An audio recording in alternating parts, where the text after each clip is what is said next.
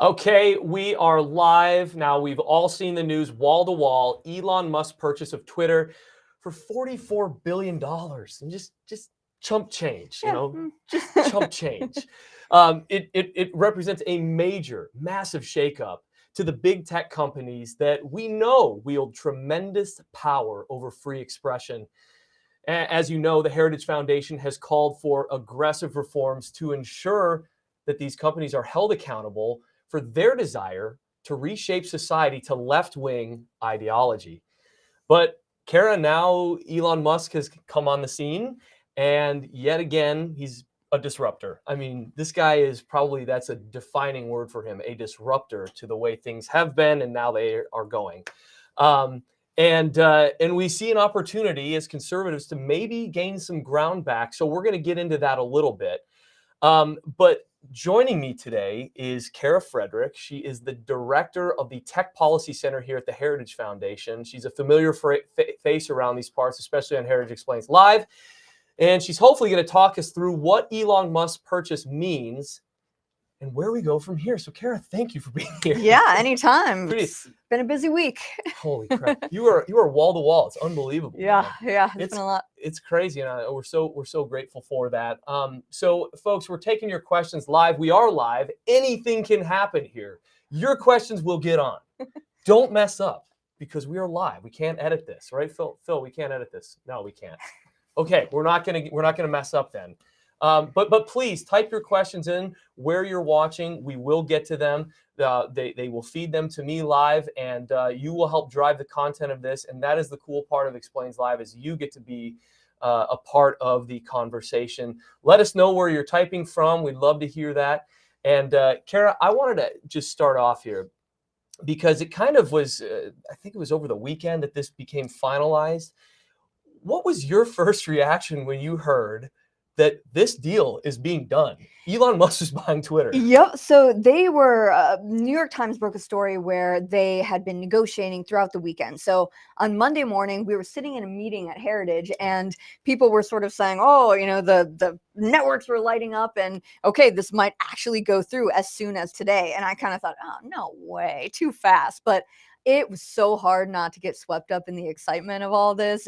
If you're just sort of enjoying the ride, at least on Twitter, I think that's something a lot of people understand and were actually doing themselves. So I was exuberant. I'm trying to temper my expectations as a sober-minded analyst of all of this. But yeah, it was hard, at least initially, not to be like, no kidding, he actually pulled it off. The man pulled it off. Frankly, I didn't think it was possible. I didn't think it was going to go through.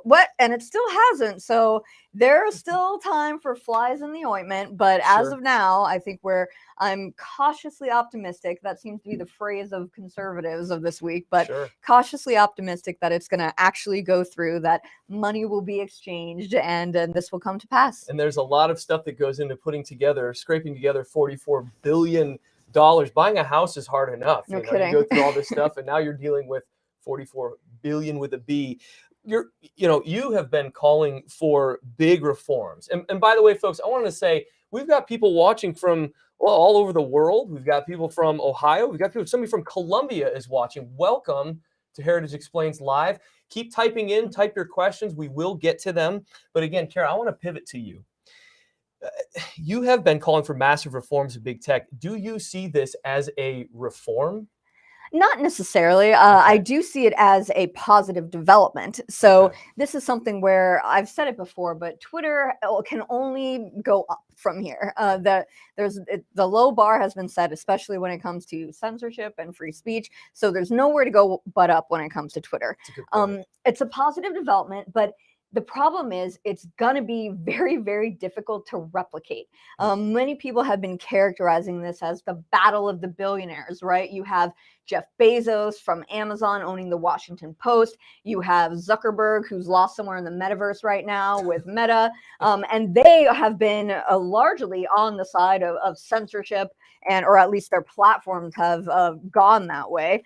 Now we have one person in our corner who's not even a conservative, by the way. So true. something Yeah. like this is very difficult to replicate. We have to remember this is the richest man in the world. It's a singular moment for a singular guy, and Twitter itself is a very small platform when you compare it to some of the other social media companies. It has 217 million daily active users, but you compare that to Facebook's nearly 3 billion users across the globe, Yeah. and this is a tiny little guy when it comes to it. So if the richest man in the world had such difficulty acquiring this company, Yes. and it's just a medium-sized company, frankly, Yeah. at Facebook, we consider it a small fry, not even a real competitor because they were so tiny.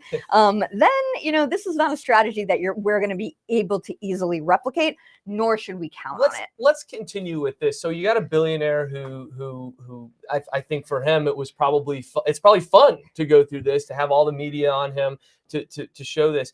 But like we said, we want to make sure that where we go from here, everybody on the right seemed to be excited. If you look at Twitter, Mhm. politicians on the right were excited, think tanks on the right were excited.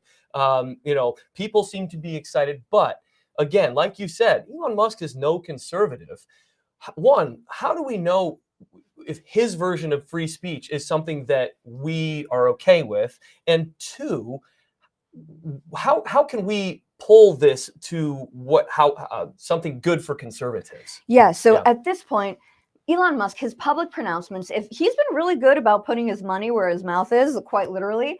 So we'll see right now if he actually can back up his public statements about free speech. Yeah. So if you believe what he's been saying, and again, he's been pretty good about saying things and then enacting them, pretty a guy who's good for his word at this point.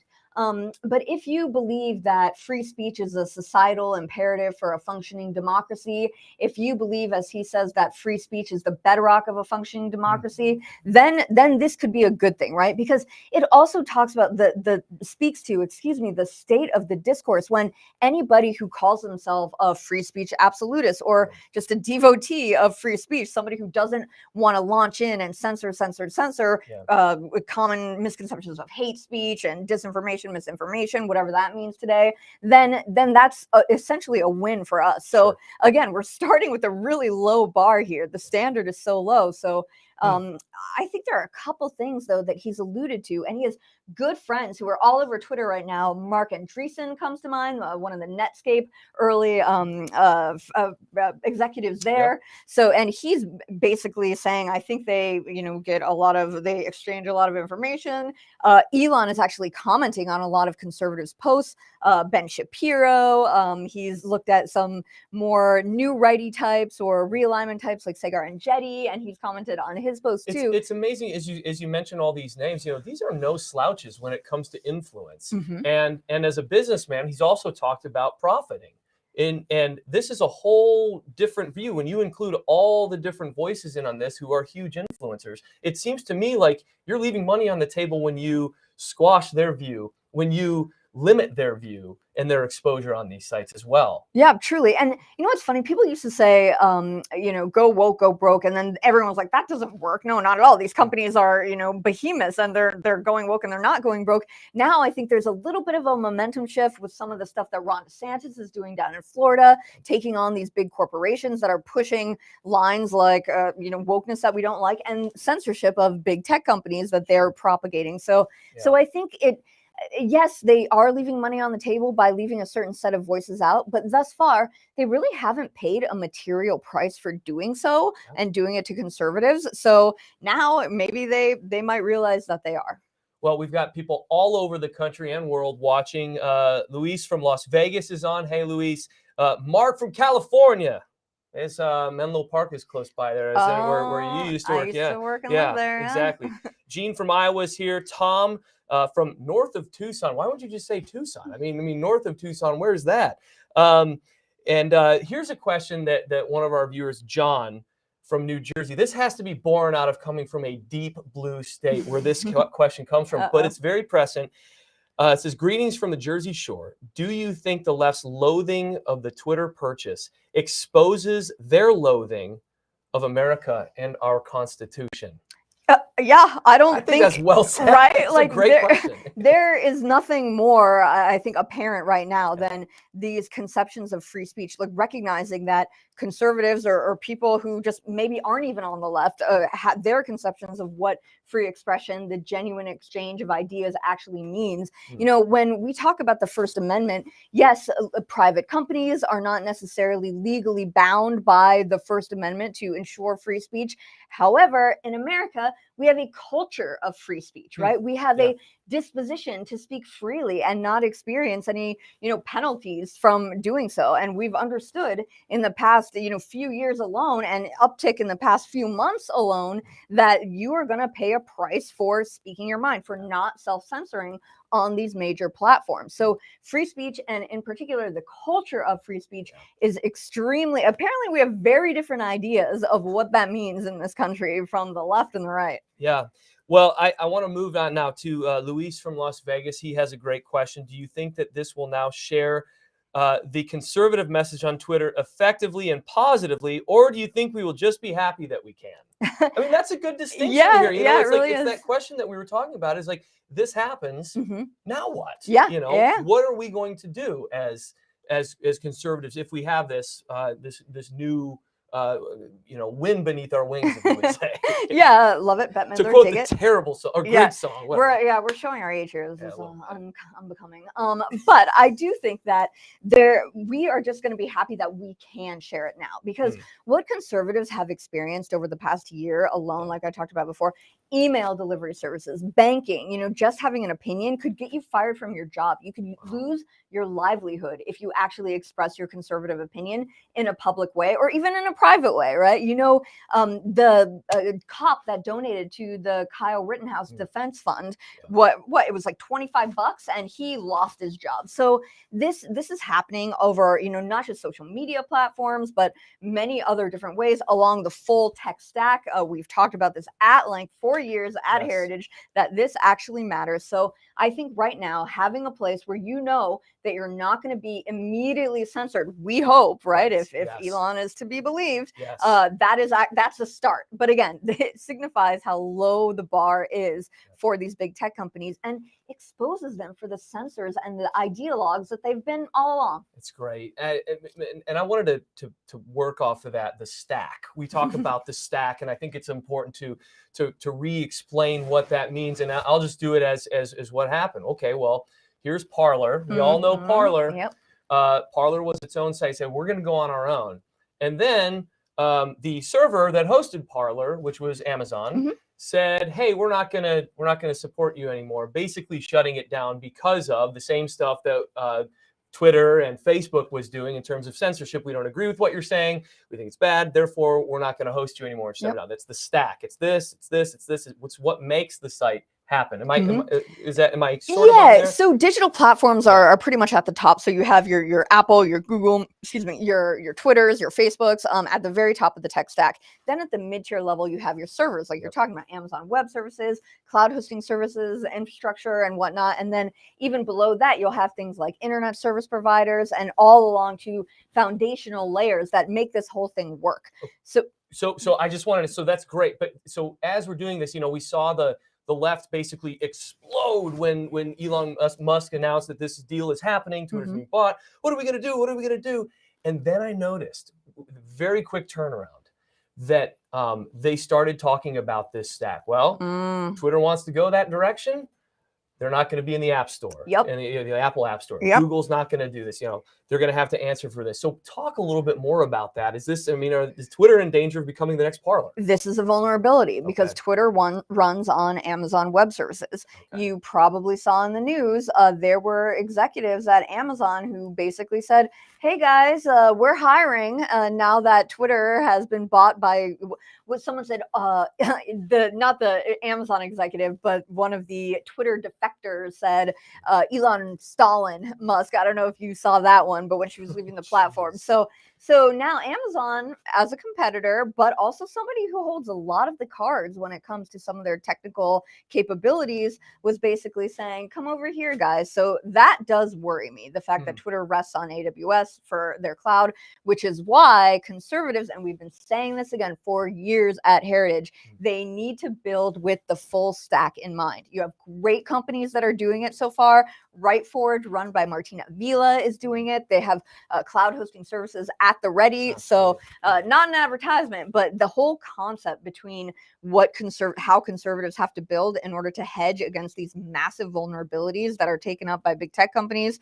Amazon Web Services controls 1/3 of the world's cloud hosting service. So it's a big deal, and something to really consider going forward when we think of this as, the free speech absolutist platform into perpetuity. Might not actually happen if Amazon decides to pull the plug like they did on Parler. We are live right now, folks. If you've got questions, Kara's got answers. She's the expert here. Please type them into the chat. We'll post them, and then we'll go over them. One thing I wanted to ask you, Kara, this is important. I'm starting to see tweets talking about how followers that mysteriously disappeared are now reappearing again. Celebrities are tweeting that, hey, I just found 20,000 new followers to my feed. Elon Musk talked about several weeks ago at a TED Talk. He talked about the perception and the reality of what was happening in social media. They say it's this, but this is actually happening. Yeah. It sort of gives you a false sense of what's actually going on with the shadow banning and the deplatforming. Is this something that's already changing right now? Is this something that's going to be a culture shift, or is this an accident? Is this mysterious? Just talk about this a little more. Yeah, so this is the question, and unfortunately, we can only speculate as outsiders at this point. But I think there's myriad factors that might be going into this, and I don't know what you've experienced anecdotally, but I personally have experienced. I have no Twitter followers, but an uptick in almost an even 100 in 24 hours. Wow. I was losing followers by the day, no matter what I did or didn't do, just sort of hemorrhaging followers every single day before this. So I think a couple things are at play here. Number one, more people could be so excited about this, more right-leaning people, that they're joining the site, that there might be more user growth. Keep in mind, Twitter has always missed its targets or not always, but they've usually missed their targets for user growth. It's a platform that's really struggled in this area in the past. So yeah, maybe there actually is that influx of users now that conservatives recognize if they say a man is a man and a woman is a woman, they're not going to automatically get kicked off. I've also heard or seen reporting that they stopped all changes to their products, that they stopped sort of working on a lot of coding their products and whatnot. At Facebook, we used to build internal tools, and we tweaked on these every single day. So maybe they sort of stopped and they've decided to take their hands off this. Maybe they've decided to stop tinkering with their content moderation policies that would change the platform. So not quite sure what that means or what that says, if that's true, which we don't know. But if that's true, what does that say about how they were suppressing conservatives at the get-go? We've seen some data points that conservatives in particular have gained tens of thousands of followers, where progressives in particular have lost tens of thousands of followers. Now, it could be because people are very publicly getting off the platform because they're so scared of Elon Stalin Musk, as one again defector would say. Yes, no, that's a direct quote. So I think that it could be a combination of factors, and then. Unfortunately, we won't know. We're not programmers in their San Francisco headquarters right now, so we're not quite sure what's going on. But I think everyone can see with their own eyes that something is going on. Absolutely. Yep. And Elon hasn't even taken the reins yet, just by the way. So are they covering their tracks? Are they? Something. That's a good point. Something smells here. And it's not me. I tell you that much, folks. No, it's not. Oh, come on, Kara. Oh man, what a shot! Hey, Phil, did you hear that? Yeah, he liked it. Yeah, he really liked it. We got Steve. He says, just made a comment. The demise of free speech was a natural progression on the slippery slope of political correctness. How did anyone not see this coming? Great point, Steve. Thanks for that. Mark says, what changes will will Twitter make? I think we talked a little bit about that, but I wanted to move, and you can build on that a little bit more if you want, in terms of the changes that they're going to make, what he's alluded to. But you can also get into where we need to be as conservatives, how we need to be responding to this opportunity. I see it as an opportunity. So yeah, if you could elaborate a little bit on that. Thanks, Mark and Steve, for your questions. Appreciate that. Cool. Yeah, Steve, totally agree with you. Mark, in terms of what we think what changes will potentially occur, I don't think anything happens unless Elon Musk cleans house, right? And starting with the tear-filled woman who is the top lawyer there at Twitter, who was basically considered misguided, the architect of the Trump permanent suspension and the Hunter Biden laptop suppression. So Parag Agrawal, the current CEO, he also is somebody who said our role is not to be bound by the First Amendment, referring to Twitter. So I think he's got a clean house when it comes to the leadership. I think the board probably has a target on his back, given they fought so strenuously in the beginning and took that poison pill to stop him from doing so. But in terms of the technical fixes and solutions that need to occur that Elon's teased, the biggest one is open source the algorithm. And this is not just like one algorithm to rule them all necessarily, kind of a common misconception. You know, I like that reference to Lord of the Rings. Yeah, go ahead. I don't know if that was me. It probably wasn't, let's be honest. But any LOTR illusion, I'm good for you anyway. Great. So when it comes to the algorithm, there's a variety of other transparency measures that can be taken. So you crack open the black box, as others have said, when it comes to this.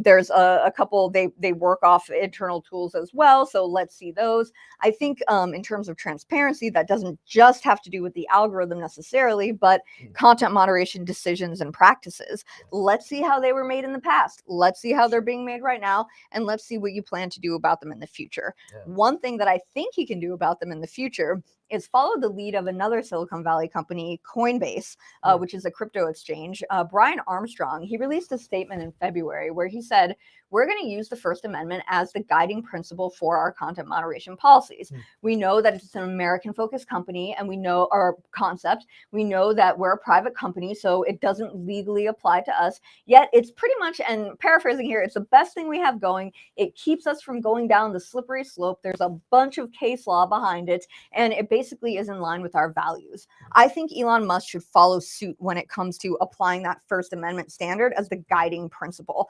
That would be huge. That would help, I think, with terms of the content moderation policies going forward into the future. He's also talked about eliminating bots.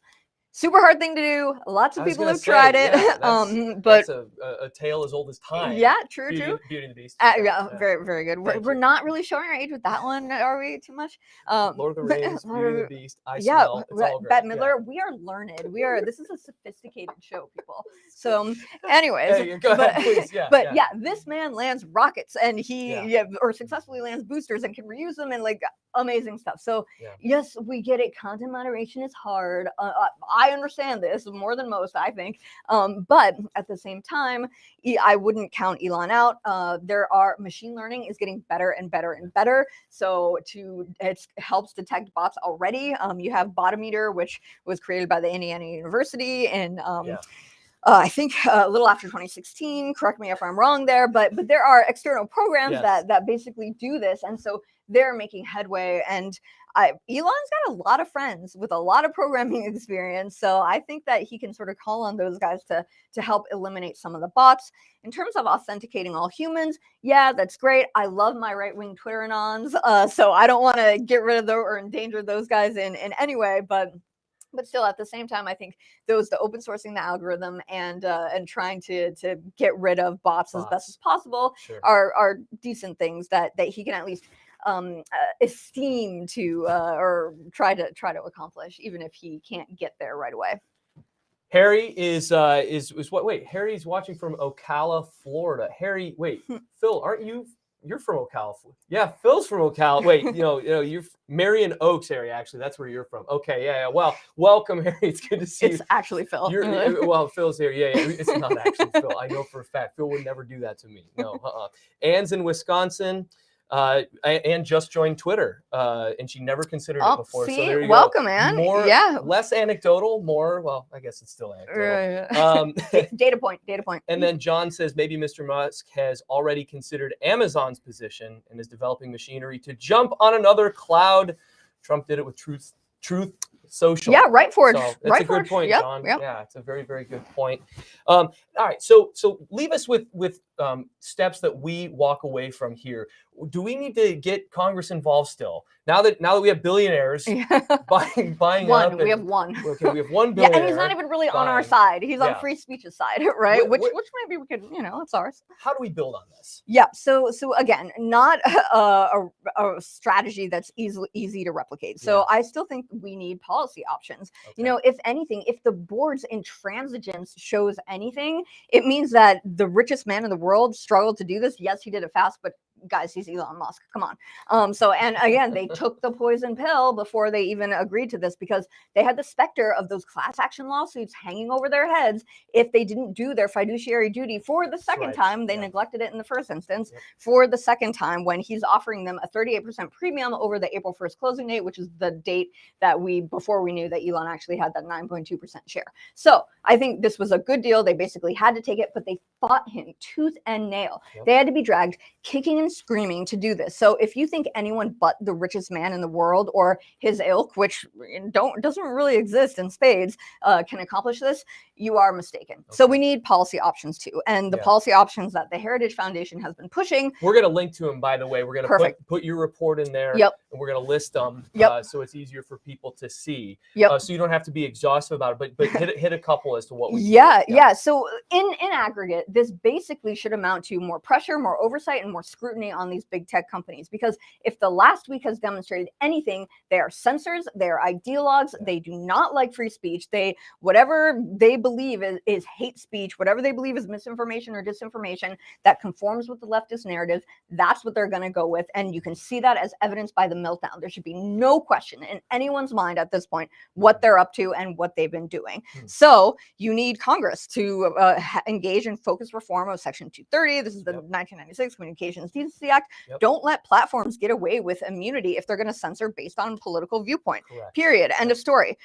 If all of this sort of power, this consolidation and concentration of power, it allows these companies to actually censor viewpoints, not just conservatives, but again, people who don't agree with the Biden administration's line. We've seen example after example after example. Studies are flowing in from NC State, from the Media Research Center, from a variety of other scholars who are now saying, yeah, no, this censorship thing, this is real. So because they can have that concentrated power that is anti-competitive in nature, we should look at antitrust. We should look at enforcing antitrust laws. Laws are on the books for a reason. Let's enforce them. I think that's huge. Thirdly, don't let the government officials use these private tech companies as vehicles to chill speech. We've seen this happen over and over again. Jen Psaki saying, we're working with Facebook to get these accounts off Facebook. It happens in 30 days. So I think those are just some very quick overhead things that we can do. There's a China question. I'm a little bit worried about Elon and China. We can talk about that later on another Heritage Live. But there's many things that we can do in the policy space where you don't rely on this billionaire free speech white knight that probably, guys, won't come streaking out of the mist to save us again. No, I don't think so. But I think that you have done an incredible job today of taking this hype. I mean, really, we're in hype right now, and it's important to cut through the hype and get to the actual heart of the matter. And Carrie, you're so good at that, and I really, really appreciate you coming in today.